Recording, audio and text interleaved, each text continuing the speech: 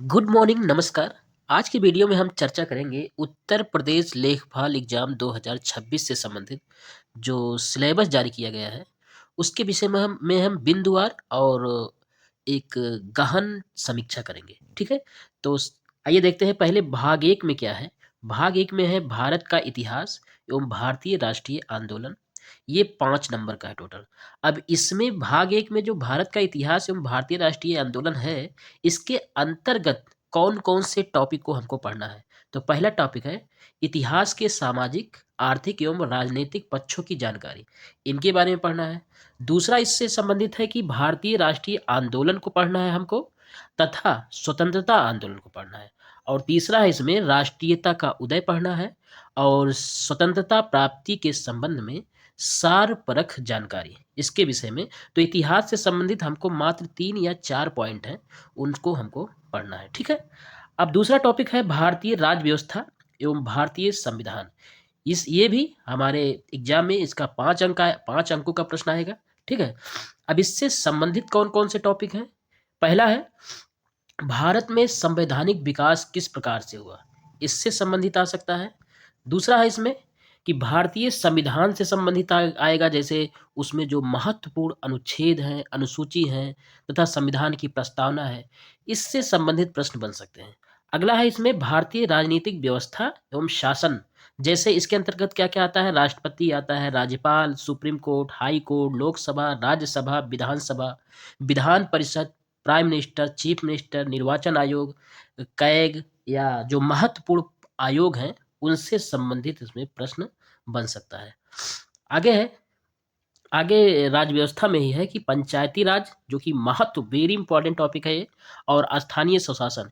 ये टॉपिक आपको ज़रूर से ज़रूर पढ़ना है, क्योंकि इसी में से कम 2 प्रश्न ज़रूर रहेंगे। ठीक है? इसके अंतर्गत ग्राम पंचायत, क्षेत्र पंचायत, जिला पंचायत, ये पढ़ना है। आगे है लोक नीति एवं आधिकारिक मुद्दों के बारे में पढ़ना है। सामुदायिक विकास के बारे में पढ़ना है तथा राजनीतिक प्रणाली का ज्ञान। इसके अतिरिक्त यानी कि भारतीय संविधान एवं राज्य व्यवस्था से संबंधित इन सभी टॉपिकों को पढ़ना है। आगे बढ़ते हैं और अगला टॉपिक है भारत एवं विश्व का भूगोल। इससे भी कुल 5 प्रश्न आएंगे और 5 अंक के होंगे। अब इसके अंतर्गत जो पहला टॉपिक है वो भारत का भौतिक, सामाजिक एवं आर्थिक भूगोल है। अगला है भारत में कृषि एवं बागवानी है। अगला है भारत में वानिकी एवं पशुपालन, ये भी पढ़ना है। जनसंख्या एवं नगरीकरण पढ़ना है। स्मार्ट सिटी तथा स्मार्ट विलेज पढ़ना है। और अगला है विश्व का भूगोल का जो सामान्य परिचय होगा, इसमें बहुत डीपली नहीं पढ़ना है विश्व के भूगोल में, इसमें सामान्य जानकारी ही पढ़ना है। तो ये भूगोल से संबंधित टॉपिक है, इन्हीं से संबंधित प्रश्न आपके एग्जाम में पूछे जाएंगे। आगे बढ़ते हैं। अगला जो हमारा टॉपिक है भारतीय राज्य व्यवस्था एवं सामाजिक विकास, इससे भी संबंधित 5 प्रश्न आएंगे और 5 अंक के होंगे। इसमें क्या क्या पढ़ना है? तो पहला है आर्थिक नियोजन पढ़ना है, नीति आयोग की भूमिका पढ़नी है, सतत विकास के लक्ष्य पढ़ना है, जो 21 सतत विकास के लक्ष्य हैं, बजट एवं वित्तीय प्रणाली पढ़ना है। तो बजट से संबंधित जो भी पढ़ना होगा वो करंट बजट जो आया होगा उसी से संबंधित पूछा जाएगा। ठीक है? अगला है भारत में कृषि पढ़ना है, उद्योग, व्यापार, वाणिज्य का विकास, ये सभी चीज़ें भारतीय अर्थव्यवस्था के अंतर्गत पढ़नी होंगी। आगे क्या पढ़नी होंगी भारतीय अर्थव्यवस्था के अंतर्गत? स्वतंत्रता पश्चात भूमि सुधार, ये पढ़ना है। भारत में वैश्वीकरण एवं उदारीकरण का प्रभाव, ये पढ़ना है। औद्योगिक नीति तथा प्रभाव, इसको पढ़ना है। आधारभूत संरचना, ऊर्जा, बंदरगाह, सड़क, विमानपत्तन, रेलवे, इतना सारे टॉपिक को अर्थव्यवस्था से पढ़ना है। ठीक है? आगे बढ़ते हैं और अगला टॉपिक है ग्राम्य विकास, ग्राम्य समाज और विकास। इससे संबंधित 5 प्रश्न आएंगे और 5 अंक के होंगे। अब इसके अंतर्गत कौन कौन से टॉपिक पढ़ना है? पहला है ग्राम विकास कार्यक्रम के बारे में जानना है।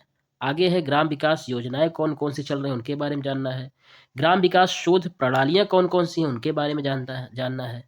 ग्रामीण स्वास्थ्य सेवा योजनाएं कौन कौन सी हैं इनके विषय में जानना है। और ग्रामीण सामाजिक विकास, इसके विषय में जानना है तथा भूमि सुधार और ग्राम्य विकास के विषय में जानना है।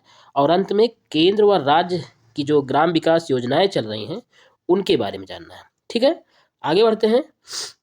अगला है कि राष्ट्रीय एवं अंतर्राष्ट्रीय महत्व की समसामयिक घटनाओं से संबंधित कुल 5 प्रश्न आएंगे और 5 अंक होंगे। आगे है विज्ञान और प्रौद्योगिकी से भी 5 प्रश्न आएंगे और 5 अंक के होंगे। और विज्ञान और प्रौद्योगिकी से किन किन टॉपिकों से प्रश्न आएंगे उसको देखते हैं। तो इसमें भारत का विज्ञान और प्रौद्योगिकी का दैनिक जीवन में अनुप्रयोग, इससे संबंधित प्रश्न आ सकता है। विज्ञान और प्रौद्योगिकी में भारत की उपलब्धियां क्या क्या हैं, इससे संबंधित आ सकता है। प्रौद्योगिकी का स्वदेशीकरण, ये ध्यान रखना है कि ये जो भी टॉपिक हैं इसमें करंट में क्या घटनाएं घटित हुई हैं उससे संबंधित प्रश्न बनने की ज़्यादा संभावना है। ठीक है। अगला है प्रौद्योगिकी का स्वदेशीकरण, इससे संबंधित आ सकता है। आगे है नवीन प्रौद्योगिकियों का विकास, और आगे है द्वि अनुपयोगी और तकनीकी उपयोगी प्रौद्योगिकियां कौन कौन सी हैं। अगला है अंतरिक्ष प्रौद्योगिकी, रक्षा प्रौद्योगिकी, नैनो प्रौद्योगिकी, इससे संबंधित आ सकता है। ऊर्जा के स्रोत कौन कौन से हैं, सूक्ष्म विज्ञान, सूक्ष्म जीव विज्ञान के बारे में पढ़ना है। और जैव प्रौद्योगिकी क्षेत्र में जागरूकता के बारे में पढ़ना है। ठीक है। आगे क्या पढ़ना है कि बौद्धिक संपदा अधिकार के बारे में पढ़ना है तथा डिजिटल अधिकारों से संबंधित मुद्दे। तो ये रहे विज्ञान और प्रौद्योगिकी से संबंधित जो महत्वपूर्ण टॉपिक हैं जो सिलेबस के अंतर्गत दिए गए हैं, उन सभी टॉपिकों को इसमें पढ़ना है। ठीक है। अगला टॉपिक है पर्यावरण पारिस्थितिकी एवं आपदा प्रबंधन। इससे संबंधित कुल 10 प्रश्न आएंगे और वो 10 प्रश्न और 10 अंकों के होंगे। ठीक है। इसमें क्या क्या पढ़ना है, सबसे पहले पर्यावरणीय सुरक्षा पढ़ना है, पारिस्थितिकी तंत्र पढ़ना है, वन्य जीव संरक्षण पढ़ना है, जैव विविधता, मोस्ट इंपॉर्टेंट टॉपिक। जैव विविधता से कम आपका इसमें 2 प्रश्न जरूर होगा, जैव विविधता पढ़ना है। और आगे क्या पढ़ना है, पर्यावरणीय प्रदूषण एवं क्षरण पढ़ना है, पर्यावरणीय संघात आकलन पढ़ना है, जलवायु परिवर्तन, इससे भी संबंधित एक प्रश्न जरूर रहेगा। ठीक है। आगे है भारत में आपदा एवं पारंपरिक सुरक्षा के बारे में पढ़ना है, सुरक्षा चुनौती के रूप में आपदा न्यूनीकरण एवं आपदा प्रबंधन के बारे में पढ़ना है। आगे है आपदा प्रबंधन अधिनियम 2005 के बारे में तथा राष्ट्रीय आपदा प्रबंधन प्राधिकरण के बारे में और राज्य आपदा प्रबंधन प्राधिकरण के बारे में पढ़ना है। अगला है राष्ट्रीय आपदा मोचन बल के बारे में तथा राज्य आपदा मोचन बल के बारे में पढ़ना है। अगला है भारत में आपदा प्रबंधन के क्षेत्र में कार्य कर रही विभिन्न संस्थाएं कौन कौन सी हैं, उनके विषय में पढ़ना है। आगे है विश्व स्तर पर आपदा न्यूनीकरण और प्रबंधन के प्रयास कौन कौन से किए जा रहे हैं, उनके विषय में पढ़ना है। ठीक है। तो ये रहे आपदा प्रबंधन से संबंधित महत्वपूर्ण जो टॉपिक दिए गए थे सिलेबस में। अगला है डाटा इंटरप्रिटेशन, इससे कुल 10 प्रश्न आएंगे और 10 अंकों के होंगे। ठीक है। इसमें आंकड़ों की व्याख्या एवं विश्लेषण, सांख्यिकीय विश्लेषण, ग्राफ एवं डायग्राम, इससे संबंधित कुल 10 प्रश्न आएंगे और उन्हीं 10 प्रश्नों को आपको हल करना है। आगे है सामान्य हिंदी, सामान्य हिंदी से भी कुल 10 प्रश्न रहेंगे और 10 अंकों के होंगे। इसमें क्या क्या पढ़ना है, पहला है शासकीय अर्धशासकीय वैयक्तिक एवं व्यावसायिक समस्याओं के निराकरण हेतु पत्र, कार्यालय आदेश, अधिसूचना एवं परिपत्र, पहले अध्याय में ये पढ़ना है। आगे क्या पढ़ना है, वर्ण एवं ध्वनि विचार से संबंधित पढ़ना है, संधि, समास, उपसर्ग, प्रत्यय, इनसे संबंधित पढ़ना है। शब्द प्रकार जैसे तत्सम, तद्भव, देशज, अर्ध तत्सम, विदेशी, इनके बारे में पढ़ना है। संज्ञा, सर्वनाम, क्रिया, विशेषण, अव्यय, इन सभी के बारे में पढ़ना है। आगे है पर्यायवाची और विलोम शब्द पढ़ना है तथा वाक्यांशों के लिए एक शब्द पढ़ना है।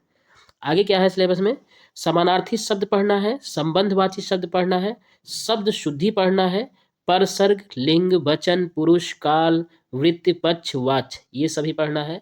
वाक्य रचना, वाक्य शुद्धि पढ़ना है, विराम चिन्हों का प्रयोग कहाँ करना है ये पढ़ना है, मुहावरे और लोकोक्तियाँ ये पढ़ना है। ठीक है।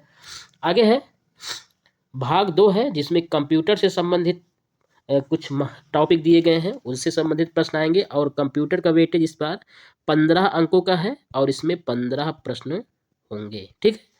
अब इसमें पढ़ना क्या क्या है, सबसे पहले कंप्यूटर का परिचय पढ़ना है, सूचना तकनीकी पढ़ना है, इंटरनेट और www का इतिहास पढ़ना है, हार्डवेयर सॉफ्टवेयर पढ़ना है। आगे है इनपुट आउटपुट, इंटरनेट प्रोटोकॉल और आईपी एड्रेस पढ़ना है, आईटी गैजेट और उनका अनुप्रयोग पढ़ना है, ईमेल बनाना, प्रयोग करना, संचालन करना पढ़ना है, प्रिंटर, टैबलेट, मोबाइल का संचालन पढ़ना है, एमएस वर्ड, एमएस एक्सेल के महत्वपूर्ण तत्व कौन कौन से हैं उनके बारे में पढ़ना है। और अगला है operating system, social networking, e governance के बारे में पढ़ना है। आगे है डिजिटल वित्तीय उपकरण और उसका अनुप्रयोग के बारे में पढ़ना है। भविष्य में कौशल और साइबर सुरक्षा, इसके विषय में पढ़ना है। एआई, बिग डेटा प्रोसेसिंग के बारे में तथा डीप लर्निंग और मशीन लर्निंग के बारे में पढ़ना है। इंटरनेट ऑफ थिंग्स यानी आईओटी के बारे में भी पढ़ना है। आगे क्या है, आगे सिलेबस में है उत्तर प्रदेश राज्य से संबंधित सामान्य जानकारी। इससे कुछ कुल 20 प्रश्न आएंगे और 20 अंकों के होंगे, ठीक है। 20 प्रश्न, 20 अंक, ठीक है। अब इससे पढ़ना क्या क्या है, यूपी का इतिहास, संस्कृत, कला, वास्तुकला, त्योहार, लोक नृत्य, साहित्य, क्षेत्रीय भाषाएं, यूपी की विरासत।